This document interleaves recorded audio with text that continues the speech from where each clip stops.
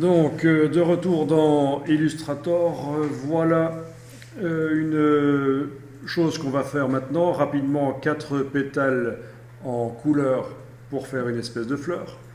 Puis,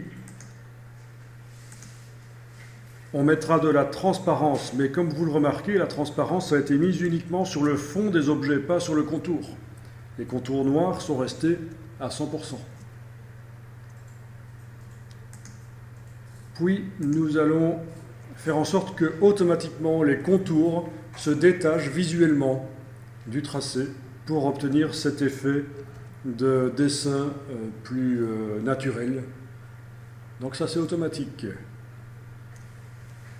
Je détermine une distance à laquelle le contour se trouve du tracé, le contour noir dans ce cas-ci, et quelle dimension il prend, quel pourcentage d'agrandissement en hauteur, en largeur.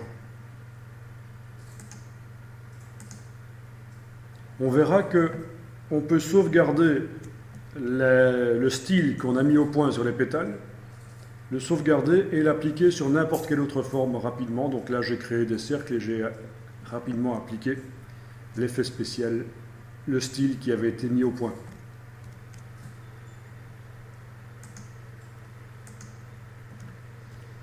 Donc, par la suite, nous allons modifier les transparences. Ce sera l'occasion de voir les raccourcis clavier qui permettent rapidement de tester plusieurs transparences. Et puis, terminer par une petite forme artistique mise sur le contour à la place du contour infographique, bien que il n'est pas sûr que ça apporte vraiment quelque chose. Le contour à épaisseur constante, là, n'est pas mal. Il ne faut pas toujours vouloir aller dans l'artistique et faire des effets. Il n'est pas sûr que dans ce cas-ci, ça apporte vraiment quelque chose d'avoir une forme artistique. Donc c'est ça qu'on va faire maintenant.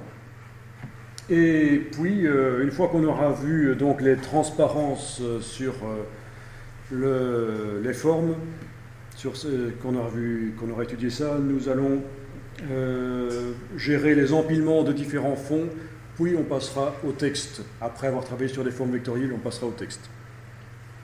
Donc pour le restant de la journée ici, on parle de transparence, de décalage de contours. Enfin, je ne devrais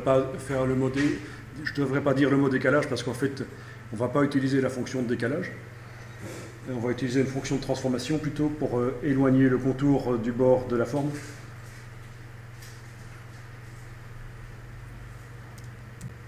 Donc, dans Illustrator, vous créez un nouveau document, A4 horizontal par exemple. Ensuite, avec le crayon, je vais rapidement dessiner des espèces de pétales.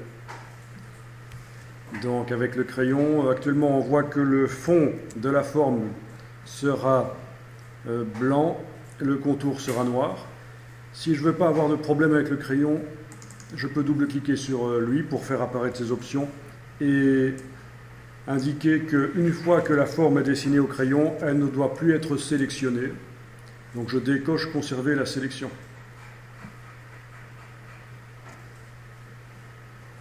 Ok, il n'est pas sûr que d'origine elle aura un remplissage parce que ceci n'est pas coché, mais c'est pas grave, on ira le mettre après de toute façon manuellement, des couleurs différentes. Donc là, j'ai double-cliqué sur le crayon pour aller décocher, conserver la sélection, parce qu'on sait bien que si on revient au crayon sur un objet qui est sélectionné, c'est pour le modifier, pour modifier son aspect.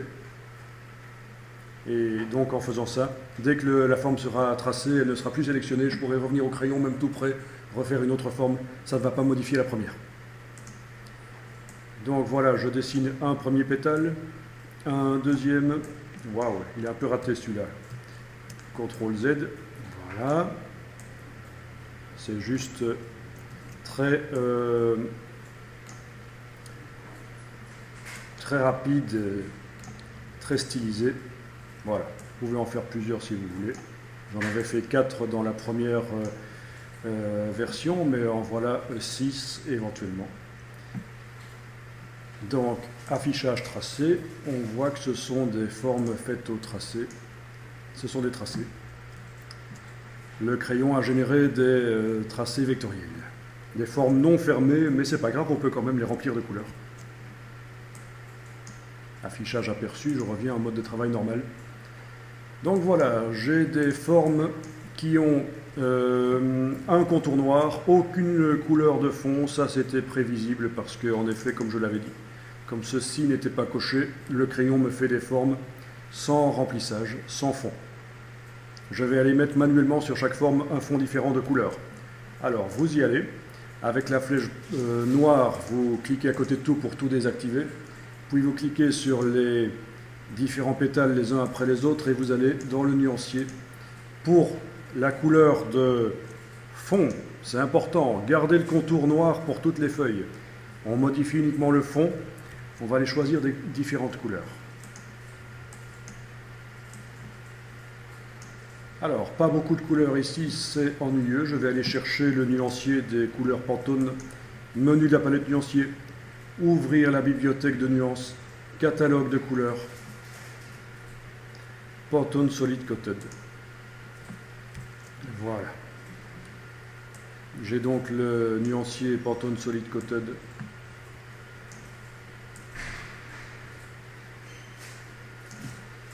Je peux l'associer avec la palette nuancier éventuellement. Voilà. Ok, comme ça. Là, j'ai le nuancier du document. Là, j'ai la palette Pantone Solid Coated non modifiable, je vous rappelle. Donc, je vais aller choisir différentes couleurs.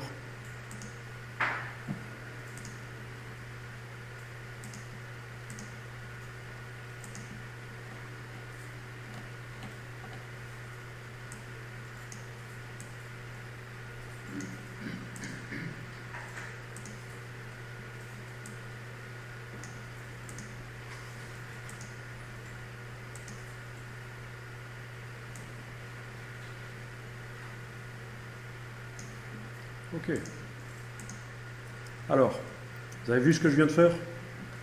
J'avais attribué à mes feuilles, j'ai attribué à mes feuilles 5 couleurs. Il me reste une 6e feuille à laquelle je veux attribuer une couleur.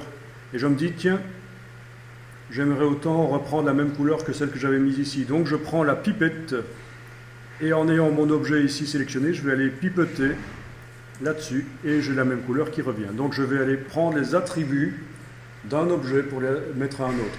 Plutôt que de chercher mon rose dans mon nuancier Pantone ici, et essayer de retrouver le même, autant aller puiser sur un objet qui a déjà cette couleur-là. Donc c'est la pipette. Si je double-clique sur la pipette dans la palette des outils, sur l'icône de la pipette, je vois les options de la pipette. Alors, on voit en fait qu'est-ce qu'elle peut prélever, ben, quasiment tout dans ce cas-ci, et qu'est-ce qu'elle applique, mais ben, quasiment tout. Donc ça veut dire que dans ce cas-ci, je suis allé prélever sur cet objet-ci avec la pipette la couleur de fond, mais en réalité j'ai également prélevé le contour. Et je l'ai appliqué sur cet objet-là, mais comme cet objet-là, il se trouve qu'il avait le même contour, je n'ai pas vu qu'il a appliqué également le contour, mais vous le voyez, ça prélève à la fois la couleur de fond dans ce cas-ci et les contours, tout ce qui concerne les contours. Donc si vous voulez aller prélever sur des objets les couleurs mais sans prélever le contour, ben, vous savez qu'il faudra décocher ceci pour que ça ne prélève pas le contour. Enfin, c'est une petite gestion comme ça de ce que peut faire la pipette, qu'est-ce qu'elle peut prélever, qu'est-ce qu'elle peut appliquer.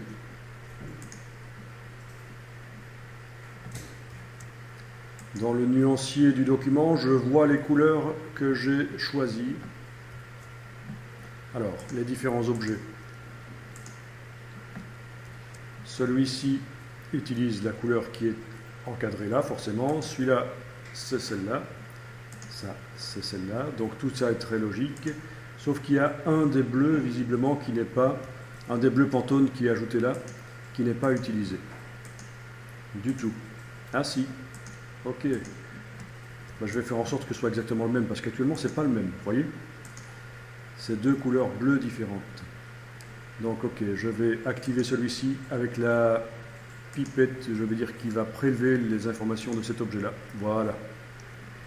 Et donc, dans ce cas-là, il y a en effet un des bleus qui n'est plus du tout utilisé. Voilà, on le voit. Quand je clique maintenant sur les deux objets bleus,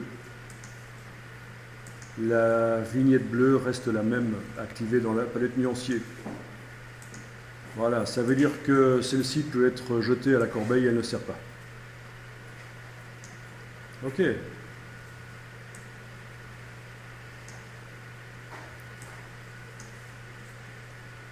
Donc, les 5 couleurs Pantone utilisées par ces 6 pétales. Non, il y en a une encore qui n'est pas utilisée, c'est celle-ci. Je clique à côté de tout pour désactiver, et celle-là. Voilà, donc 4 couleurs Pantone utilisées par les 6 pétales. Voilà. Ok.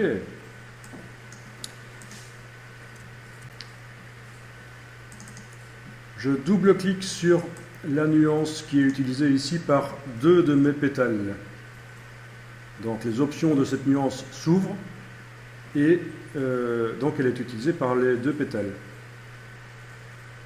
Même en n'ayant aucun objet activé, je clique avec la flèche noire à côté de tout. Quand je vais double-cliquer sur la couleur et que je vais la changer, case aperçu coché, ah, il n'est pas possible de le faire ici, je vais devoir repasser en RVB pour pouvoir modifier parce que je suis en catalogue de couleurs. Je repasse en RVB et il ne veut pas le faire. Voilà, là il veut bien le faire. Ok, j'arrive à modifier au départ du nuancier, j'arrive à modifier la couleur. Donc je vais recommencer. Je double-clique sur l'échantillon. Si j'essaye de bouger les petits curseurs, je n'y arrive pas parce que c'est verrouillé, c'est dans le catalogue de couleurs. D'accord? Je vais passer ici en RVB. Autant passer en RVB plutôt qu'en CMJN, j'ai plus de couleurs en RVB. Alors, si j'essaye de bouger maintenant en RVB, ça marche. Ok. Donc, c'est la seule chose à faire. À la place de catalogue de couleurs, vous choisissez RVB. Et alors, vous remarquez que quand je modifie la couleur dans le nuancier, ça modifie la couleur sur tous les objets qui utilisent cette couleur. D'accord? Et ça, c'est parce que nous avons le petit triangle en bas à droite de l'échantillon de couleurs qui indique qu'il s'agit d'une couleur globale. Vous voyez qu'il est coché ici, global? Global. Quand on applique une couleur qui n'a pas ce petit triangle en bas à droite, si je double-clique sur l'échantillon et que je la modifie, ça ne va pas se répercuter dans les objets qui utilisent cette couleur.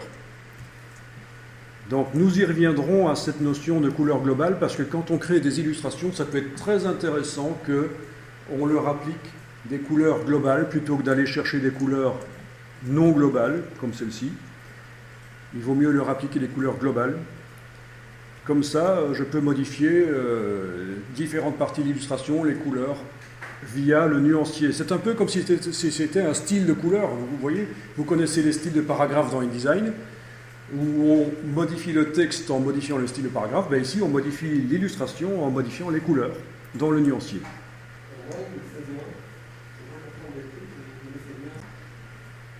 Donc, pour ceux qui ont vu la formation InDesign la semaine dernière, dans InDesign, d'office, les couleurs du nuancier sont globales. Si je les attribue à des objets dans InDesign et que je modifie la couleur dans le nuancier, ça fait ça. Ça modifie les objets dans la mise en page. Donc là, dans InDesign, c'est d'office global. Dans Illustrator, vous avez le choix. Donc, double-clic, faire passer en RVB pour quitter le mode catalogue de couleurs, case aperçu coché, et je change les couleurs ici. Voilà. Ok. Au niveau des couleurs, Illustrator est extrêmement puissant comme outil et il vous propose des aides au choix des couleurs, notamment des générateurs d'harmonie de couleurs, des fonctionnalités pour intervertir les couleurs dans l'illustration jusqu'à ce que les couleurs aient pris leur bonne place. Enfin, plein de fonctions qui seront vues à la formation avancée Créer vos illustrations.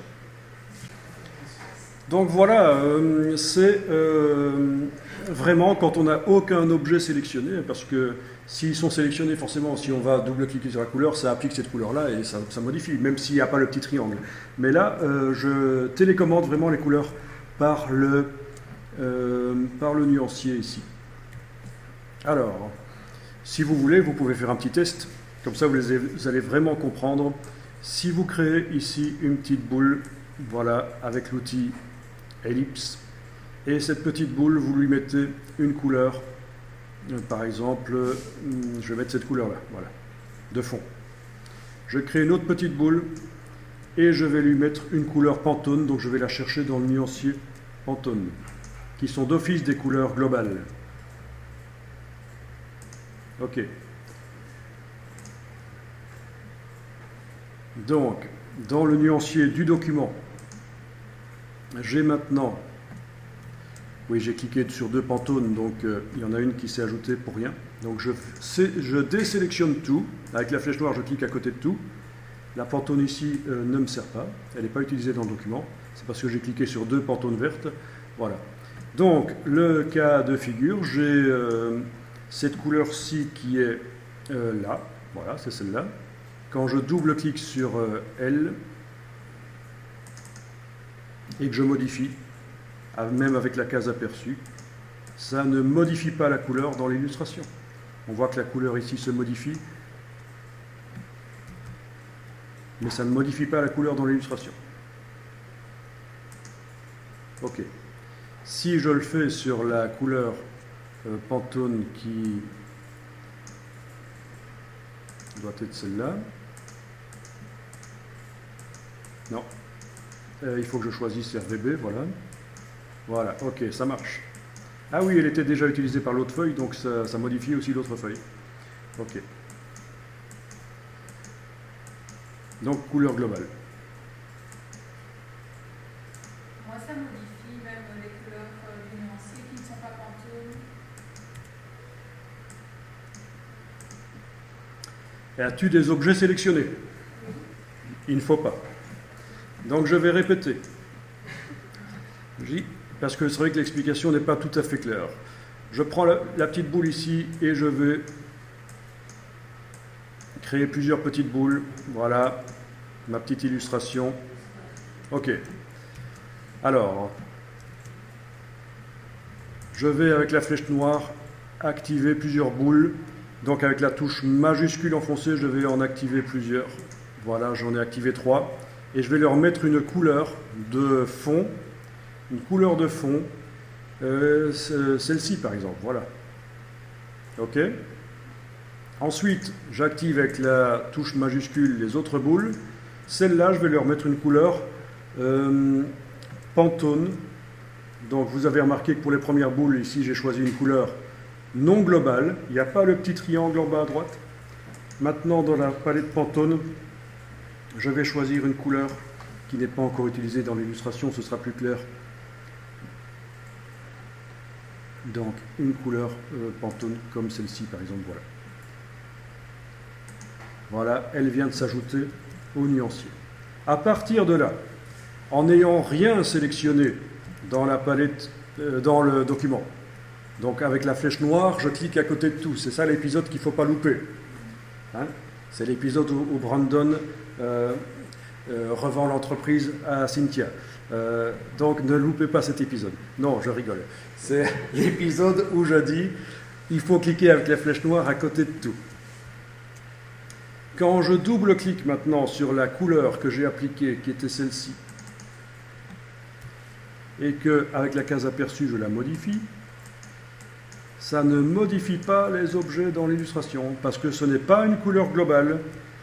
Ceci n'est pas coché. Alors vous allez dire, oui, mais il suffit de cocher. Mais non, parce qu'il fallait que ce soit coché avant d'appliquer sur les objets. Voilà, donc maintenant c'est trop tard. Il y en a qui vont dire, oui, mais c'était pas cette couleur-là, c'était ce jaune-là. Ben, je vais essayer avec ce jaune-là. Je double-clique sur ce jaune-là, case aperçue, je coche, je modifie. Les objets jaunes ne se modifient pas dans l'illustration. Maintenant, si je double-clique, toujours en n'ayant aucun objet activé dans le document, je double-clique sur le bleu ici, le Pantone, qui est une couleur globale. Pour pouvoir le modifier, je le convertis en RVB. et je vais changer la couleur, et bien ça va changer, oui, ça change les couleurs des objets. Donc c'est utile pour faire des recherches graphiques. Ça veut dire que quand vous faites des dessins, des illustrations dans Illustrator, vous n'êtes pas obligé, dès le départ, de trouver les bonnes couleurs. Vous pouvez vous focaliser votre esprit sur les formes, sur les courbes, sur les dispositions d'objets, et si les couleurs sont foireuses, c'est pas grave, ça peut être corrigé après. Donc ça c'est intéressant de pouvoir comme ça scinder le travail. Ok.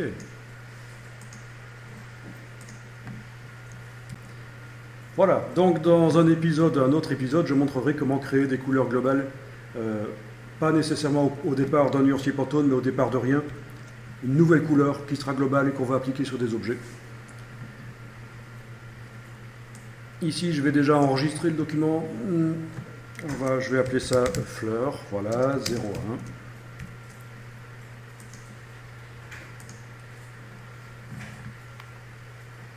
Alors, on en était à dire que nous allions modifier les transparences des pétales. Donc, dans ce cas-là, je dois vraiment indiquer sur quel pétale je travaille. Je vais travailler sur celui-là. Il serait possible de travailler sur plusieurs en même temps. Je peux faire ça aussi, majuscule. Je travaille sur 2 pétales en même temps, c'est pas un problème. Et dans la palette aspect, menu fenêtre aspect, si vous ne voyez pas l'icône pour faire apparaître la palette aspect, dans la palette aspect, je vais modifier l'opacité. Donc, il vous indique aspect mixte. Alors, je vous dis tout de suite, ceci, on va l'annuler après parce que vous êtes en train de voir qu'on modifie l'opacité de tout l'objet. Si je clique à côté pour le désactiver, je vois que j'ai modifié l'opacité du fond, mais également du contour. Donc c'est tout l'objet.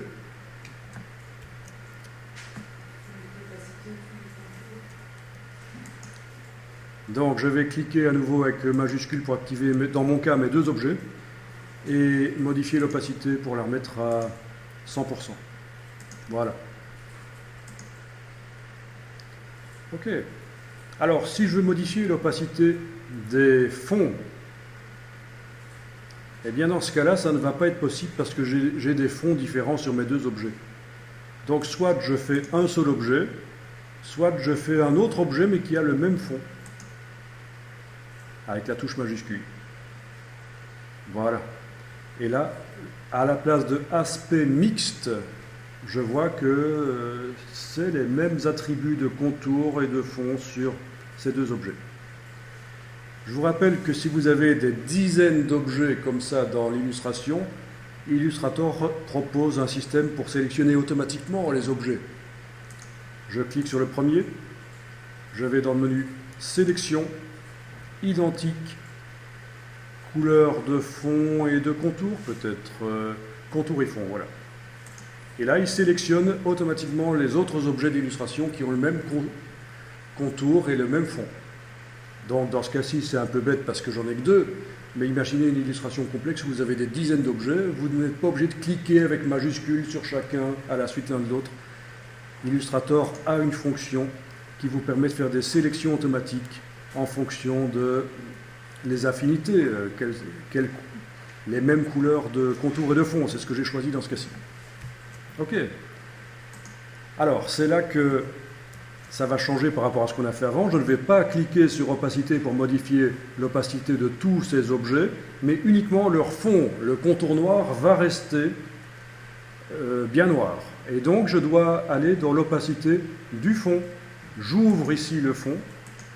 Je trouve un deuxième opacité ici qui ne concerne que le fond. Et je diminue l'opacité du fond. Voilà. Donc si je clique à côté, je vois mes lignes noires sont restées bien noires. Par contre, les fonds sont devenus transparents. Ok, je vais faire ces 2 ci d'un coup. Clic, majuscule clic, ils sont identiques au niveau couleur de fond et de contour. Donc la palette aspect ne m'inscrit pas aspect mixte. Je modifie encore une fois l'opacité du fond, pas du contour.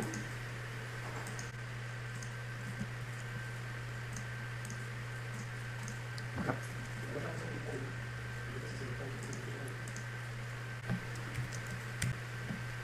Alors j'active cet objet-ci, il n'y en a pas d'identique dans la fleur, donc je vais modifier seulement celui-là. Donc son fond, je modifie son opacité. Voilà. Et celui-ci, son fond, je modifie son opacité. Ok. Voilà, voilà. Donc j'ai des transparences. Ça se voit clairement. Et ça amène de la complexité aux illustrations de la transparence. Quelque part, un peu automatiquement, tous ces entrecroisements, ça amène des nuances, une espèce de camailleux intéressant. Je vais enregistrer le document.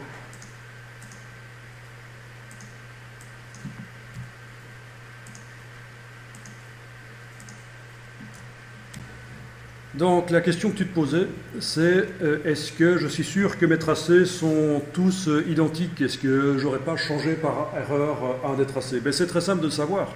Il suffit de faire un rectangle de sélection qui englobe tout pour sélectionner tous ces pétales. Dans la palette aspect, il m'indique quelles sont les caractéristiques du contour. Un point noir, un point d'épaisseur en noir, ça veut dire qu'ils sont tous identiques. S'ils n'étaient pas identiques, il ne te le mettrait pas. D'ailleurs, regarde, la palette aspect ne me parle pas du fond, parce qu'ils sont différents. Aspect mixte, en ce qui concerne les fonds. Ça n'apparaît pas. Il va montrer que ce qui est commun. Opacité de l'objet, c'est par défaut 100%. Ce qu'on a été modifié, c'est l'opacité des fonds. Mais l'opacité globale de l'objet est restée à 100%. Voilà. Alors, je sélectionne mes 6 objets. Donc, petit rectangle pour englober les objets. Ils sont tous les 6 sélectionnés. Et je vais travailler sur le contour. J'indique dans la palette aspect, en cliquant à cet endroit-ci, en mettant sur brillance contour, que je ne veux modifier que le contour. D'accord? Si je cliquais sur tracé, ou si ceci était, si la palette aspect ressemblait à ça, ça veut dire que je modifie tous les contours et les fonds. Mais donc ici, je précise, je modifie les contours.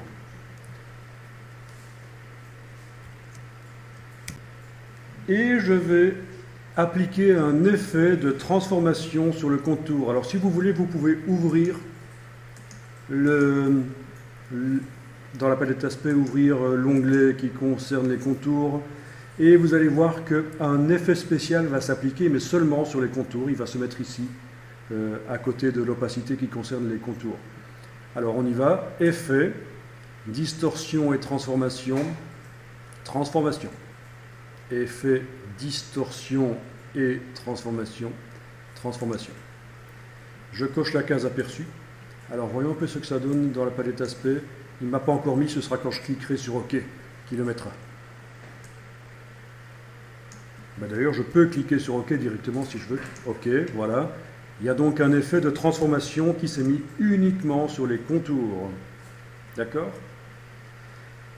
Pour modifier l'effet de transformation, je vous rappelle qu'il faut cliquer sur le mot transformation ici, dans la palette des aspects.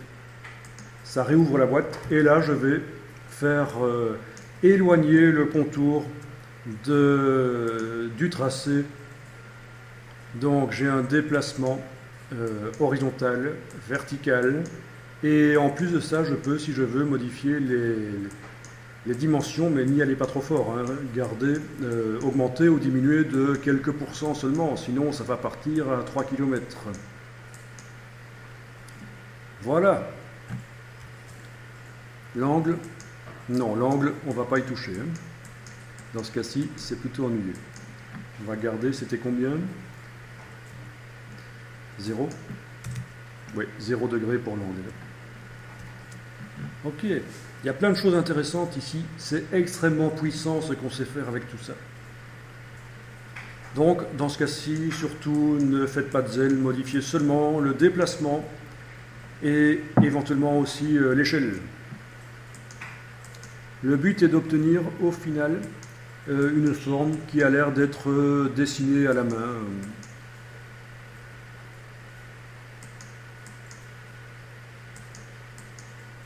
Voilà, ce sera encore modifiable après si on veut.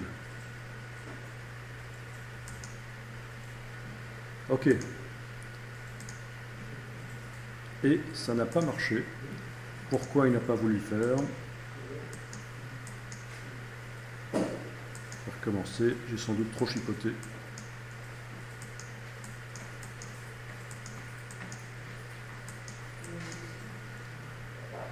Ok. Bon, là ça marche. J'ai dû faire une petite erreur. Et donc voilà, tous les objets ont la même transformation. J'aurais pu, si je voulais, bien sûr, faire des transformations différentes sur chaque objet. Et à ce moment-là, quand j'aurais sélectionné plusieurs objets, il ne m'aurait pas affiché la transformation parce qu'elle aurait été différente sur chaque objet. Mais ici, elle est identique. Comme ça, j'ai une certaine cohérence graphique là-dedans. Je vais enregistrer le document.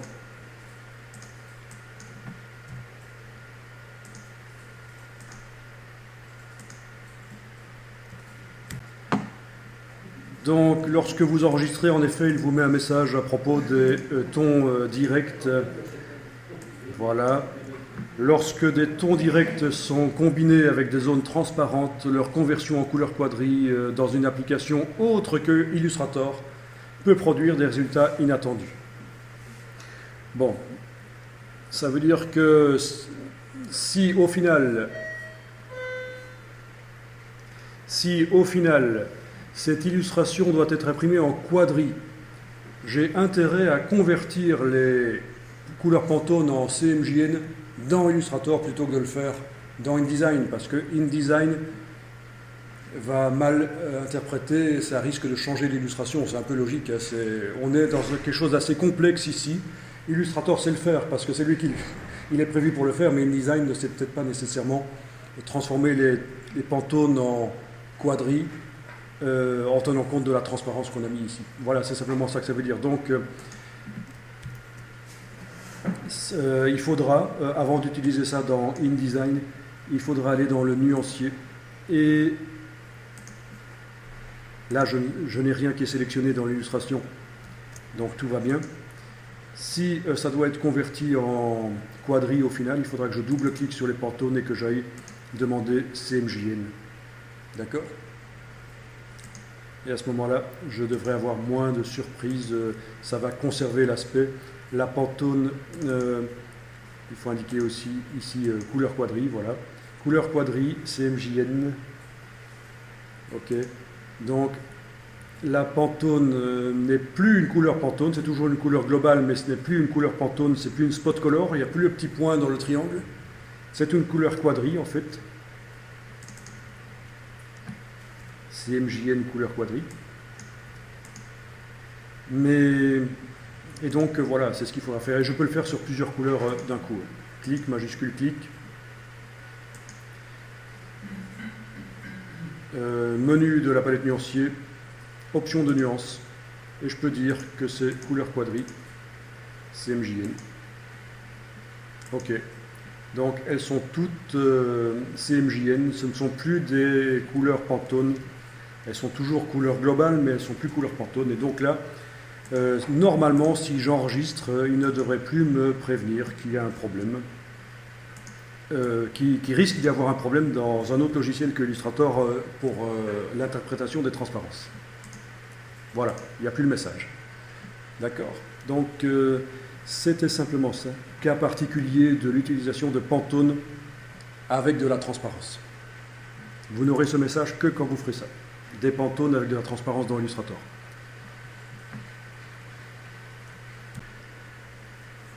Alors ici, étape suivante, nous avons modifié, pour chacun de ces pétales, nous avons modifié la transparence du fond. D'accord ? On va modifier le mode de fusion. Donc je clique sur celui-ci par exemple, puis dans la palette aspect, je vais retravailler sur le fond. Donc dans la partie fond ici, à opacité, Je vois que tout à l'heure, j'ai été mettre 50% d'opacité. Eh bien, nous avons également les modes de fusion. C'est ceci. Si je mets produit, là où la couleur du pétale se superpose à une autre couleur, ça va assombrir. Je vais faire ça pour d'autres ici aussi. Pour celle-ci, par exemple, voilà. Je mets produit et on voit que ça s'assombrit. On est d'accord? Ça, c'est quand on veut simuler, par exemple, l'utilisation de marqueurs. Quand on dessine au marqueur couleur sur du papier et qu'on superpose des marqueurs, ça assombrit. Donc c'est ça. Mode produit. A l'inverse, vous avez le mode superposition. Ça s'éclaircit quand ça se superpose. Ça correspond à ce qui se passe quand on projette plusieurs images sur un mur. Là où elles se superposent, ça devient plus clair. Voilà. Là où elles se superposent, ça devient plus clair. En fait, c'est par groupe. Si vous regardez les modes de fusion, vous avez un premier groupe, obscurcir, produit, densité, couleur, plus. Et le second groupe ici, c'est la même chose, mais sauf que c'est l'inverse. Éclaircir, superposition, densité, couleur, moins. Ok. Donc les autres, c'est autre chose. Donc les deux premiers groupes ici, en tout cas, vous avez un groupe et son inverse. Ok. Densité, couleur, plus. Densité, couleur, moins. Voilà. Alors, c'est pas évident de savoir qu'est-ce qu'il faut choisir. Et c'est long d'aller dans le menu, comme ça, c'est ennuyeux.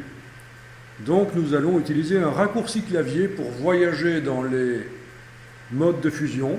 Et visuellement, en regardant l'illustration, on va choisir celui qui nous intéresse le mieux.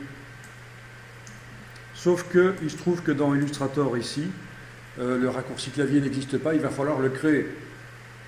Et après, je vous montrerai rapidement que dans Photoshop, il y a également les modes de fusion pour les calques, et on peut également créer un raccourci clavier pour passer en revue rapidement les modes de fusion, plutôt que d'aller chaque fois dans le menu, ça prend du temps. Donc, pour répondre à ta question, il y a une palette transparence qui existe, hein, évidemment, fenêtre transparence. C'est la même chose que ce qui apparaît dans la palette aspect, en fait. Si je clique ici sur le fond, pour indiquer que je travaille uniquement sur le fond, on me dit que je suis en densité couleur moins 50%, d'accord? Même chose que ce que j'obtiens quand je clique là, en fait. C'est la même chose, en fait. Mais attention, si vous voulez travailler par la palette transparence, il faut vraiment indiquer que vous travaillez sur le fond uniquement. Parce que si vous n'indiquez pas que vous travaillez sur le fond après avoir cliqué l'objet, c'est la transparence globale de l'objet. D'accord? Y compris le contour de l'objet. On voit que le contour s'éclaircit. Donc, faites attention. Si vous voulez modifier le mode de fusion ou la transparence du fond, il faut vraiment, si vous le faites via la palette transparence, il faut vraiment, dans la palette aspect, indiquer que je travaille sur le fond. Voilà. Et là, je ne modifie que le fond. Pas le contour. Donc, moi, je vous conseille d'oublier la palette transparence là. Dès qu'on commence à cibler vraiment une partie de l'objet, le fond ou le contour, il faut y aller par la palette aspect. D'autant plus que ça peut devenir complexe. Vous pouvez avoir plusieurs fonds, on l'a vu. Hein. Sur le même objet, vous pouvez avoir plusieurs fonds, même plusieurs contours. C'est tout à fait possible. Il y a des styles graphiques complexes qui existent. Donc, j'en étais à parler des raccourcis clavier qui permettent de passer d'un mode de fusion à l'autre. Édition, raccourci clavier. Je suis toujours dans mon jeu de raccourcis personnalisés que j'avais enregistré l'autre jour. De toute façon, si je suis dans les paramètres par défaut d'Illustrator et que je modifie quelque chose ici, il va me dire de l'enregistrer sous un autre nom. Je recherche les modes de fusion. C'est où? Difficile à savoir. Donc je vais ici cliquer dans le champ de recherche et je vais taper fusion. Voici tous les modes de fusion qui apparaissent. Je vais descendre dans la liste. Ceux qui m'intéressent, c'est ceux-ci. Mode suivant, mode précédent. Je vais faire 2 raccourcis clavier. Un qui permet de monter dans la liste, un qui permet de descendre. Donc je clique sur mode suivant. Je clique là-dessus pour indiquer que je vais modifier le raccourci clavier. Et je vais faire le raccourci habituel pour ça, c'est majuscule plus. Vous enfoncez la touche majuscule et la touche plus du pavé numérique. Ceci dit, vous voyez, on peut faire majuscule moins pour descendre et majuscule plus pour monter. C'est plus logique. Voilà. D'accord? Mode précédent, majuscule plus, mode suivant, majuscule moins. Je clique sur OK. Un petit message. Voulez-vous vraiment remplacer le jeu Thierry? Je réponds oui, je le mets à jour quand même. À partir de là, quand je sélectionne un objet et que je... Voyons un peu si... Ouais, non, il n'y a même pas besoin de... Donc, dans la palette aspect, j'ai bien indiqué que je modifie le fond. Il n'y a même pas besoin d'aller cliquer sur opacité. Majuscule plus et majuscule moins me passent en revue les modes de fusion. D'accord? Je vais faire ça pour d'autres objets. Majuscule plus, majuscule moins pour tester. Ah oui, il faut que j'indique que... Oui, c'est toujours le fond que je suis en train de travailler là. Et ça n'a pas l'air de marcher super bien là. Ah, c'est peut-être parce qu'elle est tout à fait derrière celle-là. Il n'y a pas de forme derrière elle en fait. Oui, ça peut arriver aussi, que vous ayez l'impression que ça ne change rien parce qu'il n'y a rien derrière en fait. Si c'est la forme qui est tout en dessous, derrière c'est le blanc du papier et le mode de fusion ne va pas changer grand-chose en fait.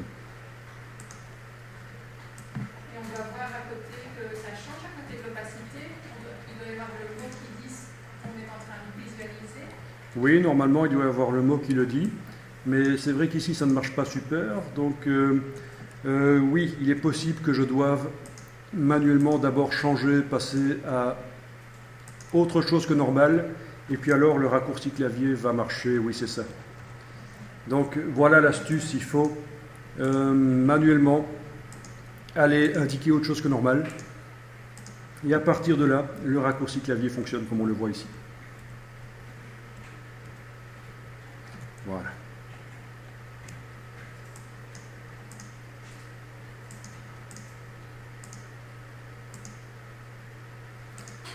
En fait, vous allez pouvoir faire la même chose dans Photoshop par la même méthode. J'ai même pas besoin de montrer dans Photoshop pour créer les raccourcis clavier pour voyager dans les modes de fusion. C'est la même procédure que pour Illustrator à peu près. Voilà. Vous voyez ? On crée non seulement des nuances, mais également des nouvelles couleurs, qui sont le mélange de 2 couleurs qui se superposent. Donc ça veut dire que je complexifie mon illustration grâce à des techniques un peu automatisées. Je peux également aller modifier la position des pétales, vous savez. Ok ?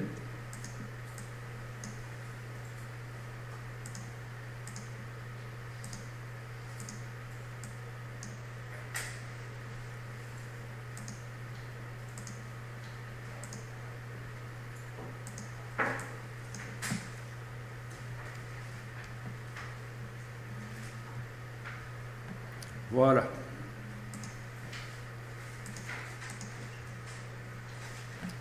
Assez génial. Vous avez vu que parfois les tracés noirs changent d'aspect, mais c'est parce qu'ils subissent l'objet au-dessus.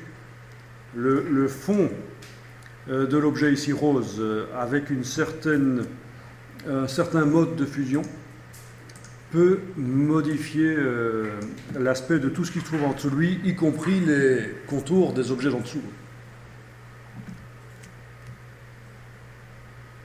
Voilà.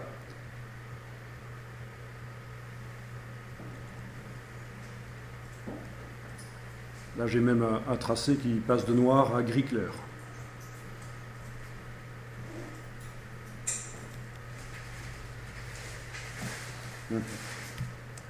Donc, quand même plus pratique que les raccourcis clavier.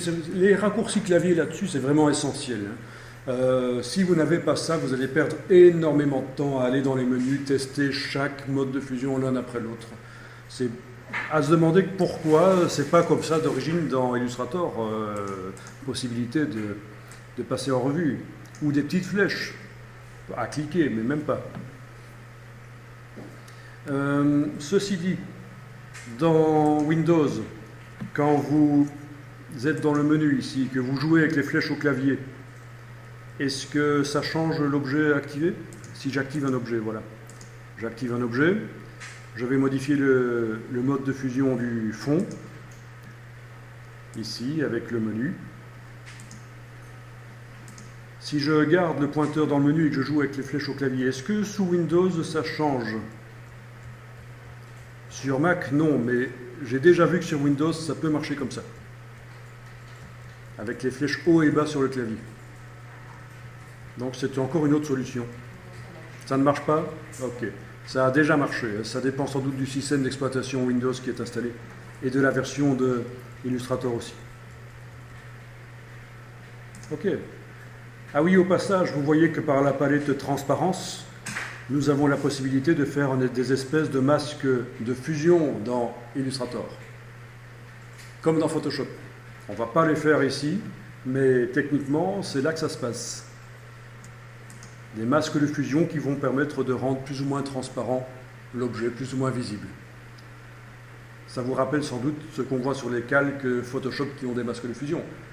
L'illustration à gauche, le masque de fusion à droite. Et bien c'est ça en fait. Je vais indiquer que je fais des formes sans fond et sans contour. Je fais les formes. Voilà. Ah tiens, je peux faire des petites étoiles si je veux cette fois-ci. Voilà. Des petites étoiles. Ok. Elles sont sans fond et sans contour. Je vais passer en affichage tracé pour pouvoir, avec la flèche noire, les activer par clic majuscule. Puisqu'elles n'ont pas de fond, pas de contour, difficile de les voir si je ne passe pas en affichage par tracé. Voilà, elles sont sélectionnées, je repasse en affichage aperçu. Je vais modifier leur fond. Je vais créer une nouvelle couleur que je vais faire globale dès le départ. Menu de la... oui, ça c'est le piège. On ne peut pas créer une nouvelle nuance sur des formes qui n'en ont pas encore une. Donc je vais d'abord leur appliquer n'importe quoi comme nuance, puis nouvelle nuance. Je coche global, je donne le nom que je veux à la nuance, d'abord je vais la créer, voilà.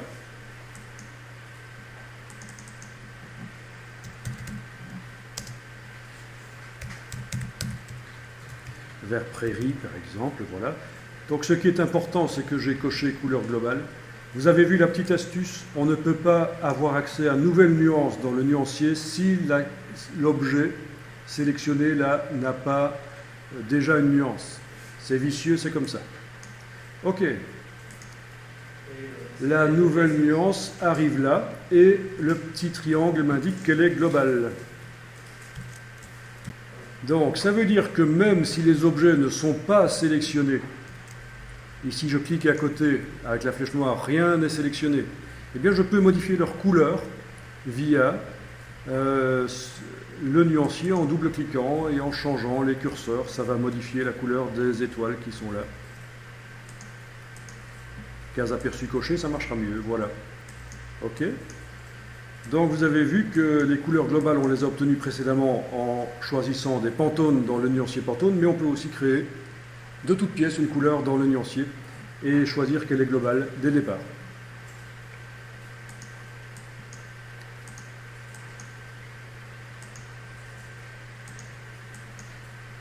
Ok.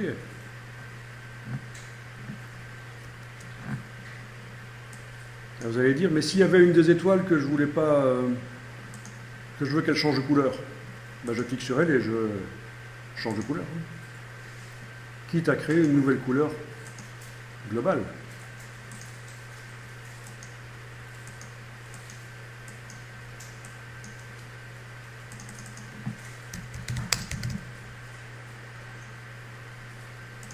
Voilà.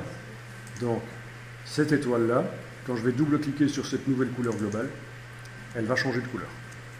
Case aperçu coché. Voilà, elle change de couleur en effet. Tous les objets que je fais par la suite qui utilisent cette couleur globale changeront de couleur aussi quand j'irai modifier cette couleur globale. Case aperçu coché, voilà. Voilà, donc les couleurs globales, savoir que ça existe, qu'il faut les demander au moment où on les crée. Une fois que la couleur normale a été appliquée sur un objet, inutile de la transformer en globale. Le lien entre l'objet et la couleur n'est pas fait. Ce sera uniquement pour les objets qui utiliseront par la suite cette couleur. D'accord ? Pour bien comprendre ce que je suis en train d'expliquer là, je vous montre.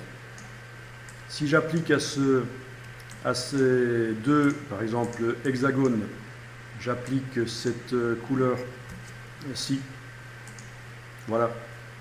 Puis, il me prend l'envie de la transformer en globale. Je double-clique, je coche globale. Elle est globale. Si je double-clique et que je la modifie,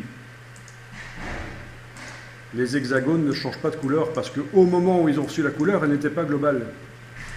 Donc le lien entre la couleur et les objets n'est pas fait. Ok ?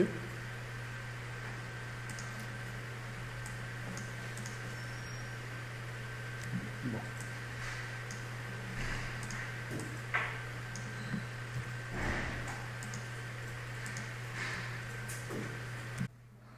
Alors, je vais vous montrer les styles parce que c'est très bien d'avoir passé du temps à mettre au point des objets ici, mais c'est bien de savoir aussi qu'il est possible de récupérer leur style et l'appliquer sur n'importe quel autre objet, même dans un autre document. Donc, c'est assez simple. Je vais d'abord aller chercher la palette des styles. Donc, menu Fenêtre, Style graphique. Fenêtre, Style graphique. Donc, dans la palette des styles graphiques, je vais sélectionner en fait déjà un objet sur le plan de travail et je peux le déplacer dans la palette des styles graphiques. Je peux faire ça pour d'autres objets aussi si je veux. Voilà. Je peux même en sélectionner plusieurs peut-être et les amener tous ensemble. Non, ça ne marche pas. Voilà. Ah, il y en a qui sont identiques en fait. Il y en a certains qui sont identiques forcément. Ces deux-ci par exemple. Je clique à côté de tout pour désactiver. Ces deux-ci sont identiques, donc il y en a un que je vais supprimer. Voilà. Ok, bon, je vais faire avec cela. Alors, les styles graphiques, c'est comme les autres palettes. Si je copie-colle d'un document à l'autre, en fait, des objets qui utilisent ces styles, je transférerai les styles dans l'autre document. Ou, autre solution, mais qui n'est pas conseillée, je vous l'avais dit, quand vous êtes nomade et que vous passez d'un ordinateur à l'autre, ça va être compliqué. C'est menu de la palette style graphique, enregistrer la bibliothèque de style graphique. Donc à partir de là, ouais, Fleur 06, je peux garder ce nom-là, enregistrer. Donc il enregistre dans le dossier spécial de l'Illustrator pour les styles graphiques. À partir de là, quand je voudrais récupérer les styles graphiques, je les trouverai dans le menu, dans Ouvrir la bibliothèque de style graphique, Utilisateur. Donc pas la méthode la plus conseillée, surtout si vous passez d'un ordinateur à l'autre. Donc la méthode conseillée, c'est quoi? Je vous le rappelle ici. Je vais prendre un outil rectangle. Je vais tracer un rectangle. Je vais, avec la flèche noire, déplacer le rectangle en enfonçant la touche Alt et majuscule. Je vais enfoncer CTRL-D sur le PC, Command-D sur le Mac pour dupliquer la dernière opération qui était un déplacement avec copie. Et je vais appliquer sur ces différents rectangles les styles graphiques que j'ai créés. Voilà. Ça pourrait être des cercles, ça revient au même. Ok, bon. Allez, on va dire qu'ils y sont. Donc, ces rectangles, si je les copie-colle vers un autre document, dans la palette style graphique de l'autre document, je vais récupérer les styles graphiques de ces objets. D'abord, je vais enregistrer le document, on ne sait jamais ce qui va se passer. Donc, j'enregistre, voilà. Je vais créer un nouveau document, fichier nouveau, OK. J'ai deux onglets, l'onglet du nouveau document et l'onglet de l'ancien. Je sélectionne, si ce n'est pas déjà le cas, les carrés. Je fais édition, copier. Je vais dans le nouveau document qui est vide et dont la palette style graphique est standard, celle standard de Illustrator. Je fais édition, coller. Voilà, et les styles graphiques utilisés par les objets ont été transférés. Alors, à partir de là, soit dans la palette des calques, j'enlève l'œil en face du calque, je le verrouille et je travaille sur un nouveau calque. Ou alors, je supprime carrément les objets. Alors, ça sert à quoi? À partir de là, je vais prendre le crayon, par exemple, et je vais commencer à dessiner des choses. Par exemple, une super fleur ici, en un morceau. La voilà, à laquelle j'applique, je dois la sélectionner, parce que dans l'outil crayon, j'avais été décoché l'option conserver la sélection. Donc, après avoir dessiné au crayon, je dois, avec la flèche noire, cliquer sur la fleur, et je vais appliquer le style graphique qui me plaît. Voilà. OK? Donc techniquement ça marche, vous arrivez à transférer des styles graphiques. Alors si ça vous intrigue, vous pouvez tester les autres styles graphiques qui sont là. Alors qu'est-ce que c'est des styles graphiques? Ça ressemble à des motifs, on pourrait se dire tiens mais c'est des motifs, c'est pas des styles graphiques. Les styles graphiques, ce sont des enregistrements de la palette aspect.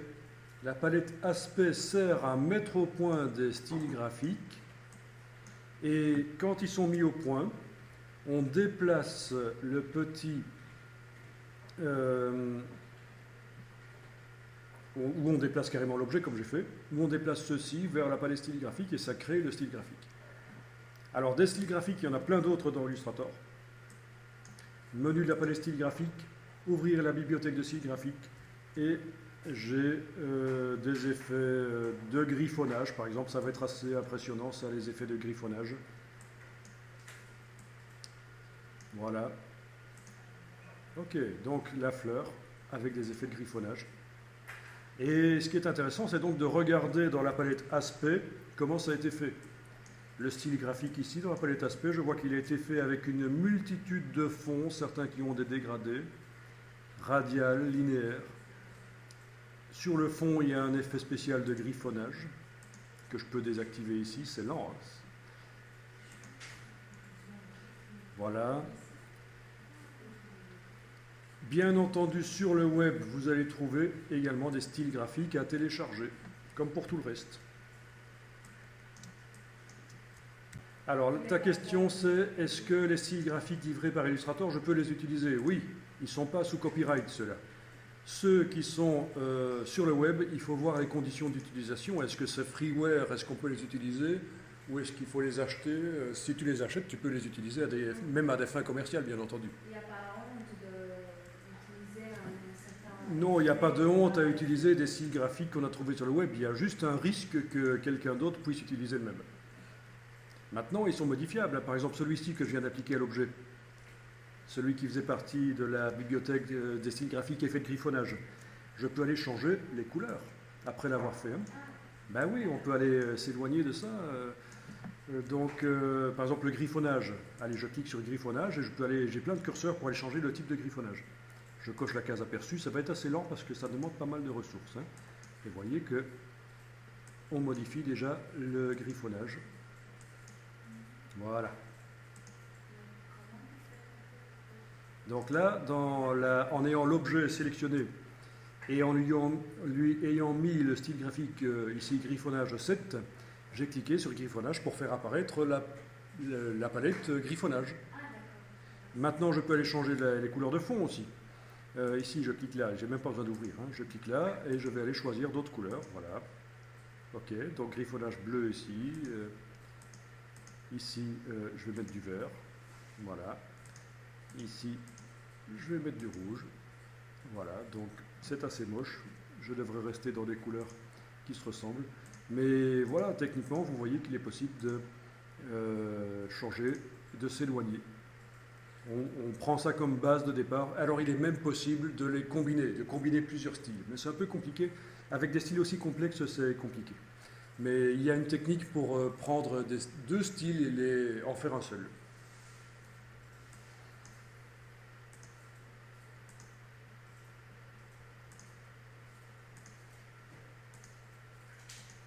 Voilà, je modifie l'épaisseur du contour. OK. La couleur du contour si je veux. Et j'ai donc créé un nouveau style graphique que je peux déplacer dans la palette, non pas la palette effet de griffonnage parce que celle-là n'est pas modifiable, je vous rappelle les palettes que vous allez chercher dans le menu sont non modifiables, mais la palette du document. La palette style graphique du document, je peux aller déplacer ça, le mettre là. Si je double-clique sur lui, je peux lui donner un nom.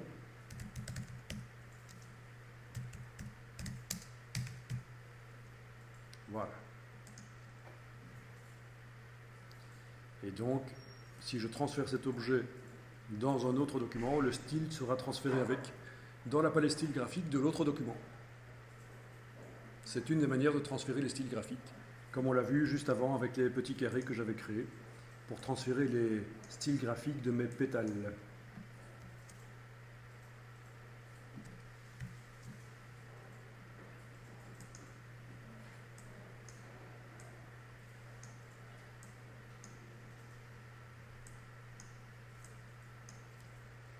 Donc très intéressant les styles graphiques. Dites-vous que c'est vraiment un enregistrement de l'aspect d'un objet. On met au point le style graphique par la palette aspect, on le stocke dans la palette, pas celle-là n'est pas modifiable, mais dans celle-là, voilà, la palette des styles graphiques du document.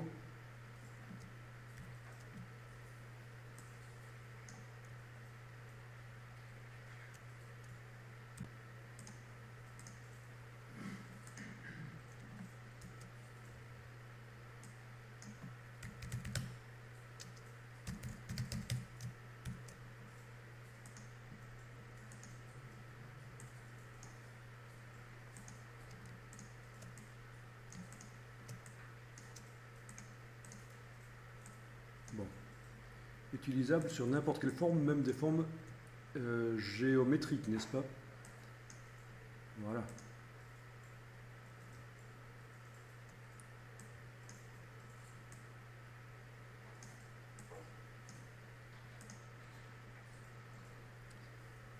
Ok.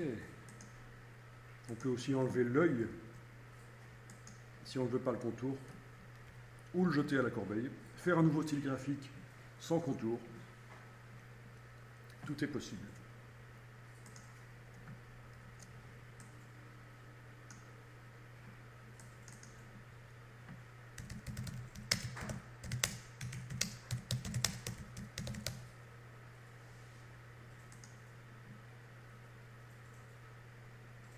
Afficher les styles graphiques par liste de grandes vignettes. Donc j'ai des grandes vignettes et j'ai le nom des styles graphiques.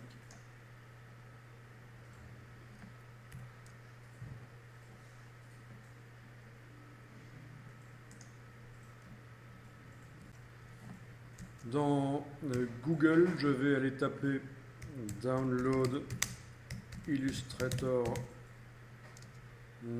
J'ai peut-être intérêt à indiquer qu'il s'agit de Adobe Illustrator dans ce cas-là. Styles. Voyons un peu ce que ça dit. Donc, ok. Clic droit. Ça c'est... voyons un peu ça. Voilà, plein de styles graphiques gratuits même à télécharger.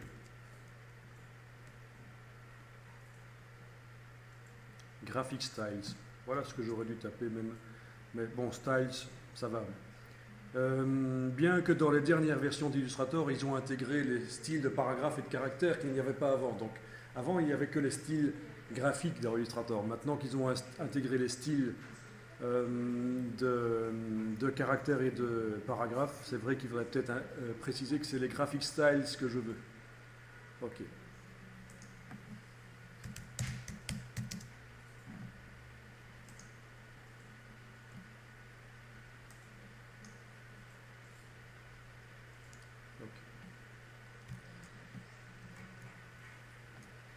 Donc, les styles, je les ai ici sur Adobe Exchange. Voilà. Ben voilà des styles pour faire des boutons, par exemple, pour faire du web. Bien que les interfaces web, on ne fait plus vraiment de boutons lourds comme ça. Mais voilà. Qu'est-ce qu'on a d'autre? Oui, des styles. Ça, donc ça sert aussi pour faire des boutons web, n'est-ce pas? Les styles graphiques. Ah oui, ça c'est des styles pour créer des petits plans avec des arbres, etc. Mais il y a certainement aussi beaucoup de symboles là-dedans, il faudrait voir. Parce que les symboles peuvent servir à faire ça aussi. Bon, il n'y a pas des styles, là c'est pas hyper intéressant au niveau des styles. Voilà.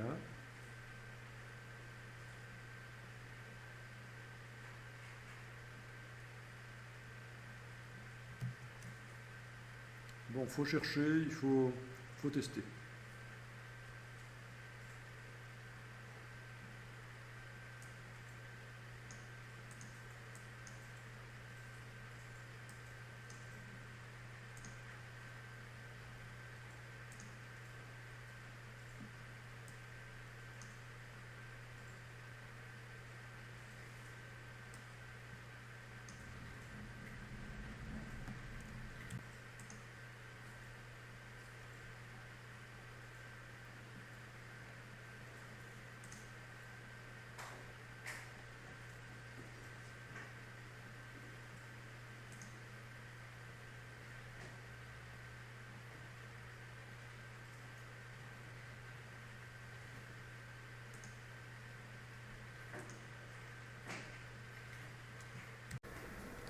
Bon, donc je vais dans Illustrator, je vais remettre les palettes en place.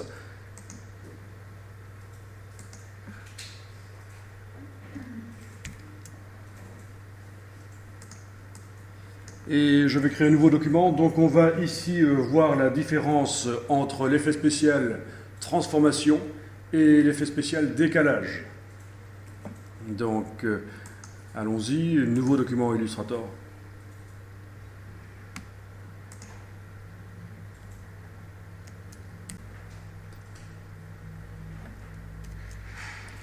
Donc vous allez dessiner à la plume éventuellement une forme libre, donc c'est l'occasion de réutiliser la plume qu'on n'a plus utilisée depuis lundi quasiment. Donc je vous rappelle, le premier point, je le pose sans bouger la souris. Ensuite, deuxième point, cliquer, glisser, puis touche CTRL du PC, commande du Mac pour récupérer la flèche pour pouvoir bouger la moitié de tangente, sauf que ce n'est pas la bonne flèche, donc je vais activer la bonne flèche dans la palette des outils, puis revenir avec l'outil plume, et là, ce sera toujours la flèche blanche qui sera appelée par le raccourci CTRL sur le PC, commande sur le Mac. Voilà.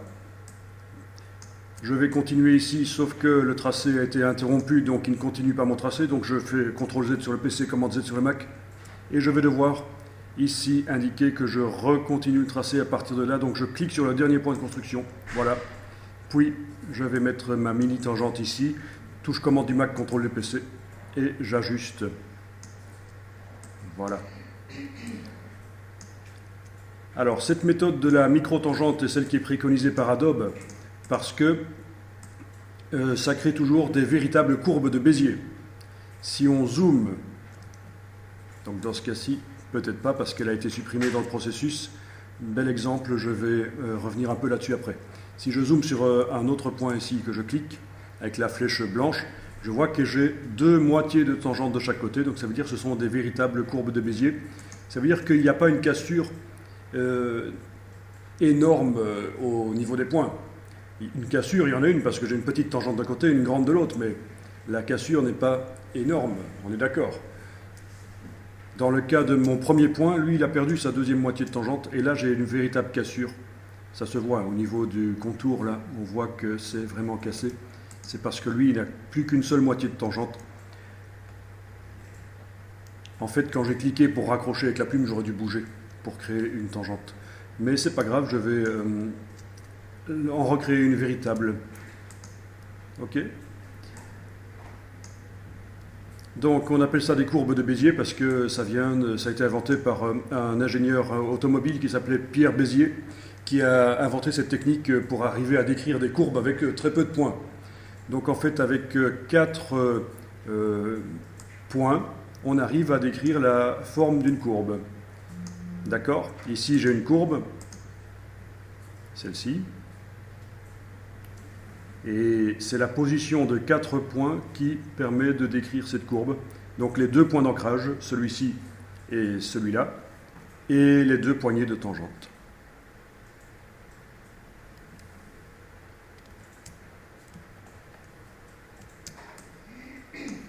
Ok, donc je continue mon tracé. Là encore une fois, je l'ai interrompu, donc j'annule et je vais raccrocher. Alors peut-être que cette fois-ci, je ne vais pas faire l'erreur, je vais... Plutôt que de simplement cliquer, je vais cliquer, glisser. Voilà, comme ça, je tire une deuxième moitié de tangente et je n'aurai pas de problème à régler. Vous voyez? Donc, je vous refais la démonstration. Si j'interromps le tracé en cliquant à côté, ou en changeant d'outil, voilà, et que j'essaie de continuer, le tracé est interrompu, donc j'annule. Et puis je vais revenir sur la fin du tracé ici pour indiquer que je continue à partir de là, mais donc cette fois-ci je ne fais pas l'erreur de simplement cliquer. Je vais faire un cliquer, glisser, donc je tire une seconde moitié de tangente, et donc là je suis sûr d'avoir des courbes, véritables courbes de Bézier. Ok, donc c'est une simple forme ici, une simple forme abstraite, juste pour faire des tests. Je reviens sur le premier point ici.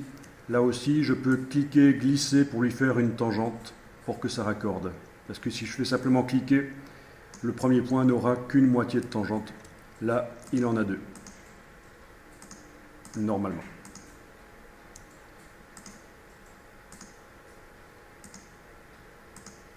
Non, il n'en a qu'une. Tiens. Ok, ben je vais lui en mettre 2. Alors, quand vous avez des points qui n'ont pas deux moitiés de tangente, comme c'est le cas ici, ben je vais simplement, avec l'outil de conversion, qui est derrière la plume ici, l'outil de conversion, je vais simplement enlever les tangentes existantes, en fait la seule tangente existante, et puis je vais en remettre. Donc quand je dis je vais enlever la seule tangente existante, c'est la seule moitié de tangente existante que je vais enlever avec l'outil de conversion. Cet outil de conversion, on l'a vu, si vous enfoncez la touche Alt pendant que vous avez la plume activée, c'est son raccourci en fait. Donc je clique sur le point d'ancrage, ça enlève les tangentes. Puis je fais cliquer-glisser sur le point d'ancrage, ça en remet une. Attention à ne pas faire un nœud comme ceci. Il faut aller dans le bon sens, comme ceci. Voilà. Donc je vais refaire pour le point ici. Avec le touche Alt, je clique, ça enlève la moitié de tangente. Je reviens, je fais un cliquer-glisser. Si je fais un nœud comme ça, c'est pas bon, je dois aller dans l'autre sens. Et voilà. Donc voilà, c'était l'occasion de reparler de la plume et d'amener des précisions par rapport à ce qu'on avait fait précédemment.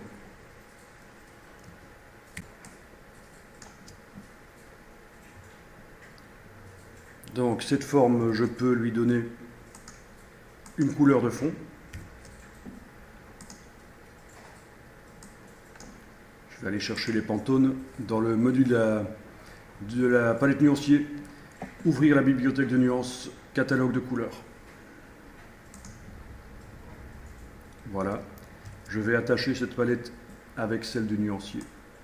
D'abord je détache celle du nuancier, puis je vais attacher la palette Pantone à celle du nuancier, voilà comme ça. Elles sont toutes les deux au même endroit. Je gagne de la place sur l'écran.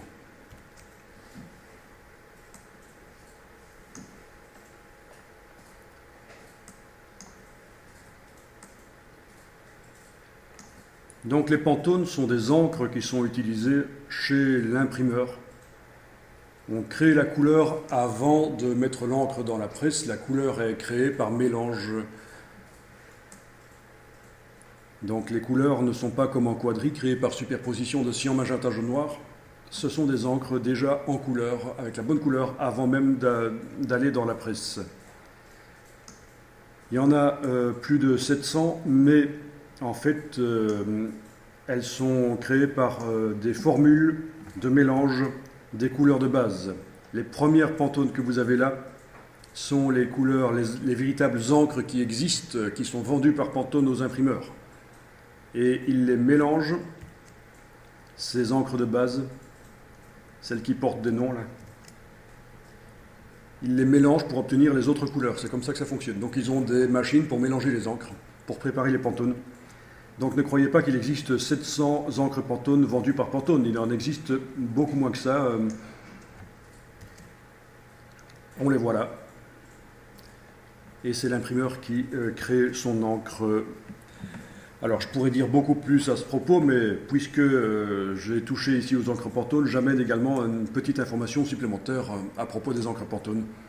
Le fait qu'il n'y en a pas 700 qui existent vendues par Pantone, mais qu'en fait ce sont des encres de base qu'on mélange, que l'imprimeur mélange avec ses machines, et le pourcentage de mélange, c'est vraiment au centième de pourcent, c'est très précis. Ok, donc je vais attribuer une couleur à cette forme et je vais rapidement faire un trou dans la forme grâce au système du Pathfinder par exemple.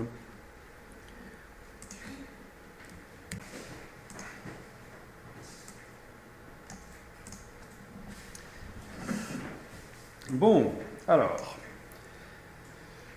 donc je vais faire le trou.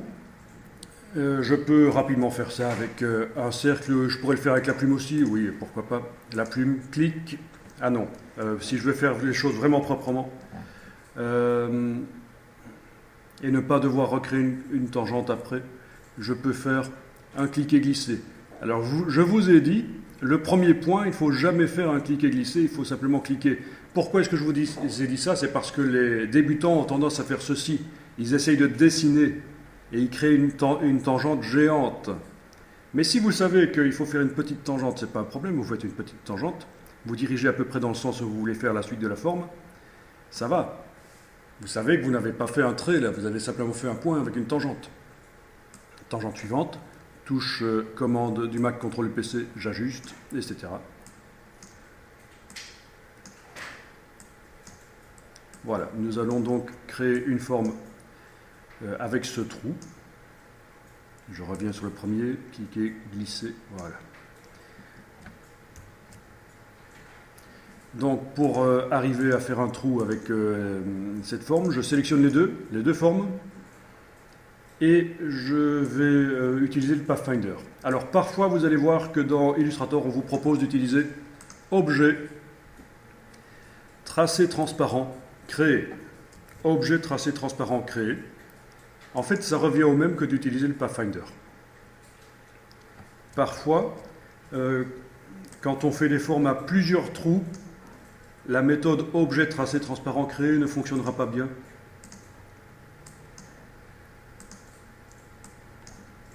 Et il faudra passer par le Pathfinder. Mais sinon, quand on n'a que deux formes comme ceci, ça marche toujours très bien. Je vais annuler et faire un petit test ici.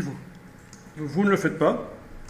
Je fais juste le petit test. Qu'est-ce qui se passerait si je fais objet, tracé, transparent, créé en ayant deux trous? Mais dans ce cas-ci, ça a bien marché. J'annule. Je vais supprimer le cercle ici. Voilà. Donc, juste au passage, je vous dis que la fonction du Pathfinder existe également sous cette forme-ci. Alors, pourquoi est-ce que ça existe sous cette forme-là? C'est l'ancienne forme. Le Pathfinder est apparu dans l'évolution d'Illustrator à un certain moment. Il n'existe pas depuis le début. Et donc, au début de Illustrator, quand on voulait faire des formes avec des trous, il fallait passer par objet, tracé, transparent, créé. Maintenant, je peux passer par le Pathfinder sans problème. Systématiquement, menu fenêtre, Pathfinder.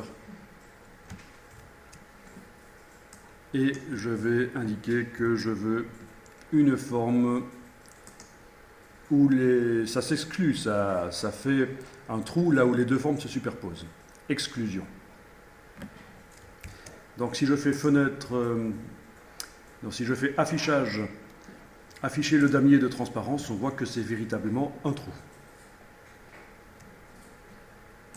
Et vous avez remarqué, bien entendu, que j'ai dessiné un vase design. Je rigole.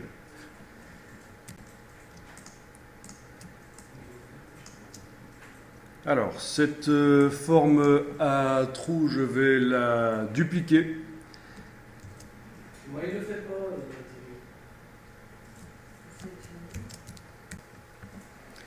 Donc, je vais dupliquer la forme ici avec la touche Alt, avec la flèche pendant que je déplace. Donc, il s'agit bien d'une forme, puisque maintenant j'ai fait un tracé composite. À la place de deux objets, j'en ai plus qu'un seul dans la palette des calques. Donc, c'est un tracé qu'ils appellent transparent, mais en réalité, ça devrait s'appeler tracé composite. D'ailleurs, dans d'autres logiciels de graphisme, quand on fait ce genre de choses, vous verrez le mot tracé composite.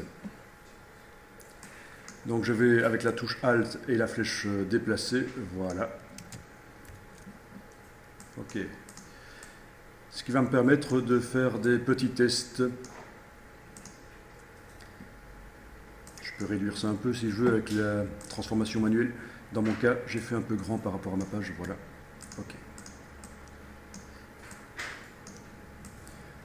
Je vais enregistrer déjà le fichier ici, il ne faudrait pas perdre ça. Et comme c'est le premier exercice de la journée, je vais créer un dossier avec le nom de la date d'aujourd'hui.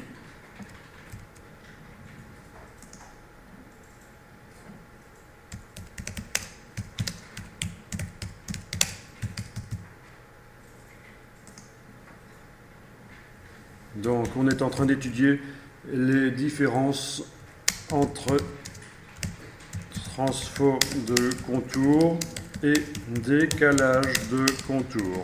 Voilà. Hier, on a fait de la transformation de contour.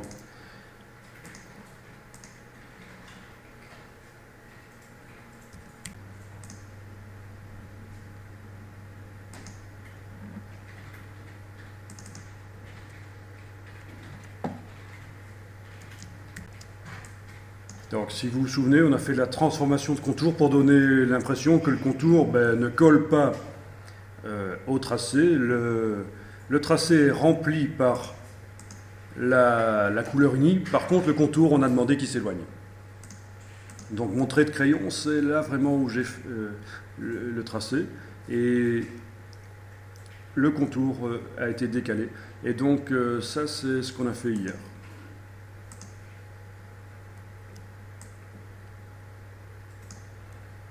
Ok. Alors, sur les deux formes, je vais mettre d'un coup le même contour. Donc, je sélectionne les deux formes. J'indique que je mets un contour. Et je vais aller choisir la couleur.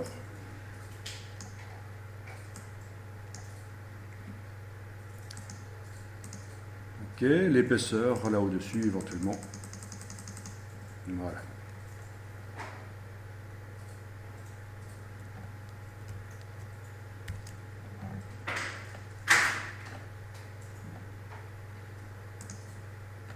Ok, ça marche.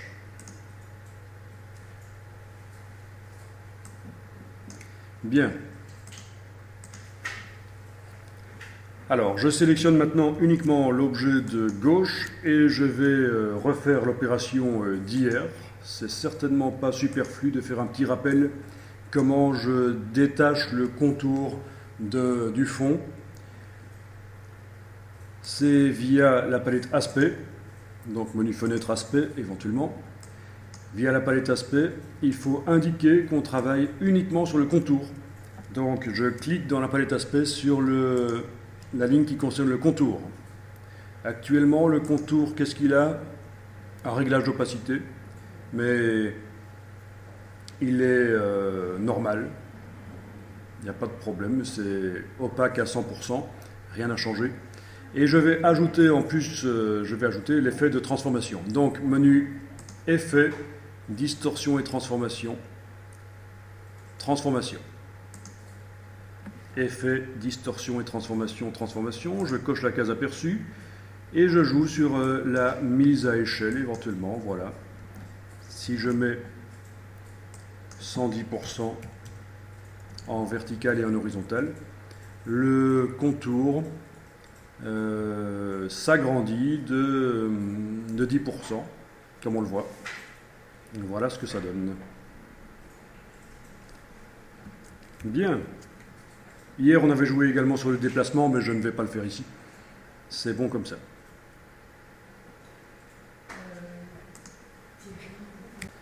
Donc, le problème que tu avais, c'est que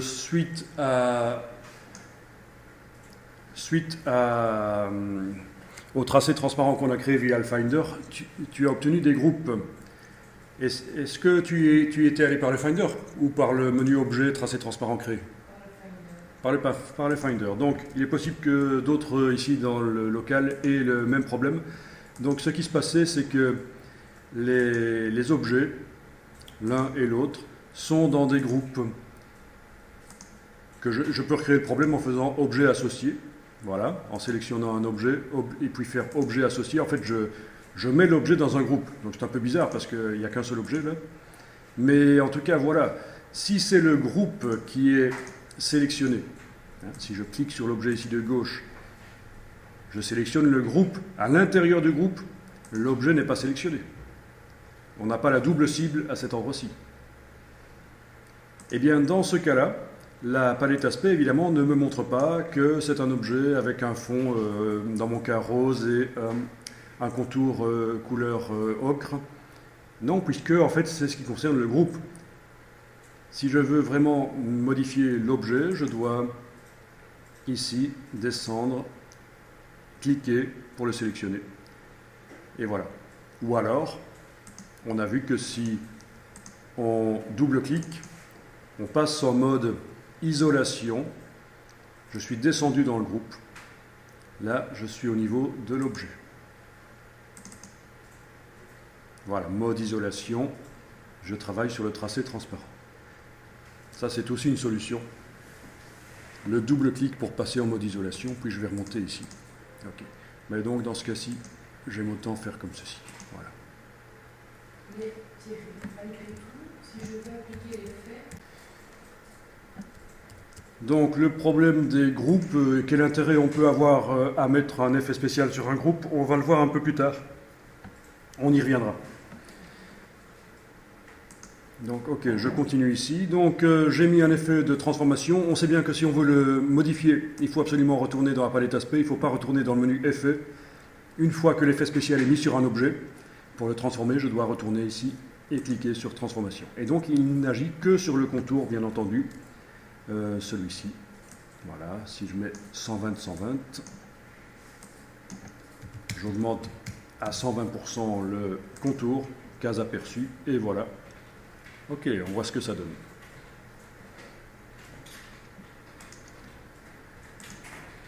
Alors, il est fort probable que visuellement, ce n'est pas ce que vous voudrez obtenir.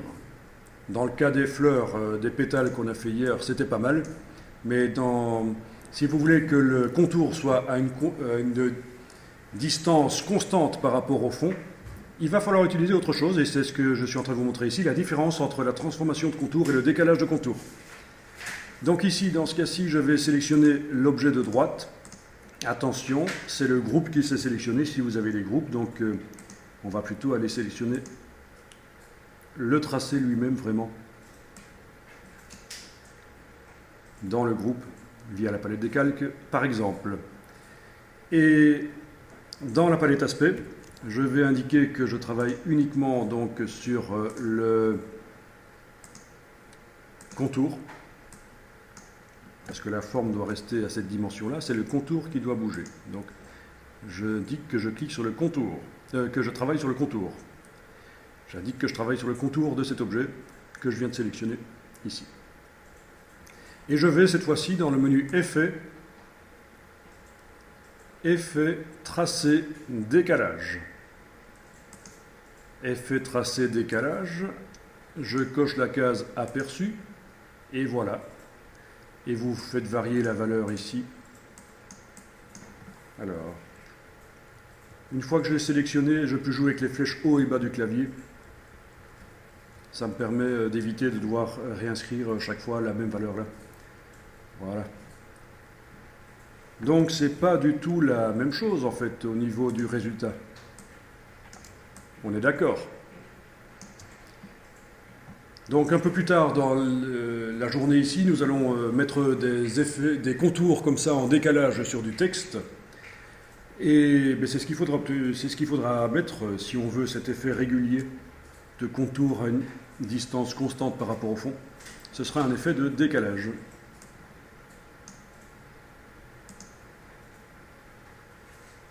Voilà.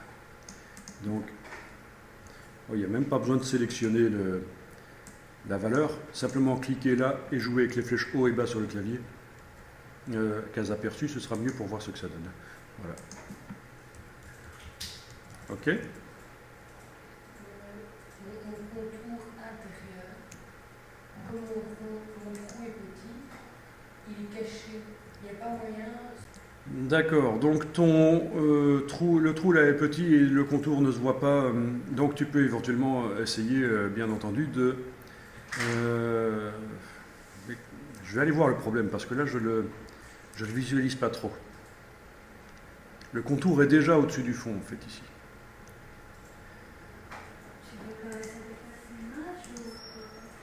Ça veut dire même que si je fais une valeur négative, voilà, si je mets une valeur négative à la place de positive, il va déborder sur le fond. Et on le voit parce qu'il est au-dessus. L'intérieur va être au-dessus aussi alors. Donc ça peut être intéressant aussi. Un décalage négatif.